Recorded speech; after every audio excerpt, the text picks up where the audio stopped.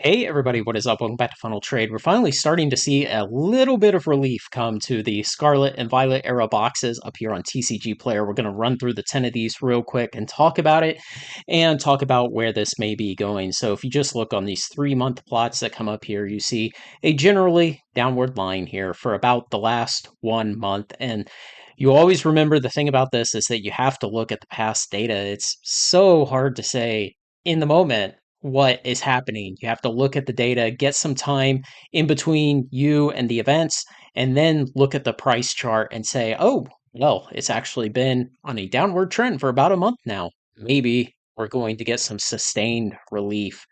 Paldea evolved, same thing for about the last month, generally downwards. Obsidian Flame flat. Paradox Rift is down in the same time period. Temporal Forces is still up, sadly. So that's 3 down, 1 up, 1 flat so far, halfway through. And Twilight Masquerade is down in that time period. Stellar Crown, oh, TCG player, get your act together, is up. So that's 2 ups. Now, Surging Sparks is down quite a bit. You'll see it was at about $300 that it peaked at there, and it's down to the 240. So it has lost 20% in about the last month. Very, very nice to see. In fact, this is getting back down to the price where I bought a couple of boxes earlier this year. And Journey Together, this is down over the last couple of weeks. And finally, Destined Rivals down also. So we see out of those, we had 2 up, 1 sideways, and 7 down. And where does this put us? Well, we've always known that eventually Pokemon market will break. Now, are we there? Are we at the beginning of the breaking of the Pokemon market? We still can't say. We're going to have to get further past this point. We're going to have to see, is this downward trend sustained?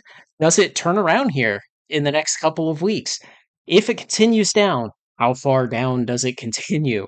And so, what we would love to see is full capitulation like we were seeing back in 2022 and 2023 when we had great things like Pokemon cards just piled to the ceiling at Costco. You could buy as many as you wanted.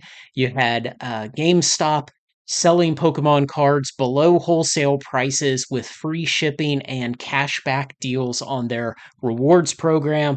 Just nutty stuff like that.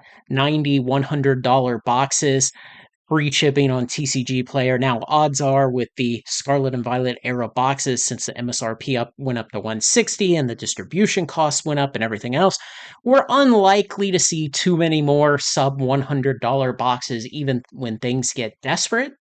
But it could happen, and we should expect to see low 100s. Now, hopefully this continues, and I think there's a better than 50-50 chance. And the reason I say that is we are getting into the end of the year here. We're getting into November next week, and people are going to start doing things like winding down the year, starting to go on vacations, having the holiday season here in America, spending money on other things like those vacations and like presents for Christmas and things like that. So a lot of spending will be diverted.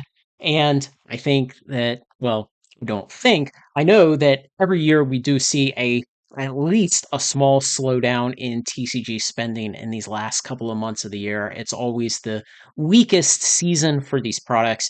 And hopefully that carries through on top of just some additional market weakness for Pokemon, and we can see some real price relief in this. I would love to see it. I'd love to see a lot of these a lot of these Scarlet and Violet era boxes down below the $200 mark. And before you say, oh, that could never happen, go back and look at what the prices were in early 2021 and compare that to 2023 and just how much capitulation went on in that time period.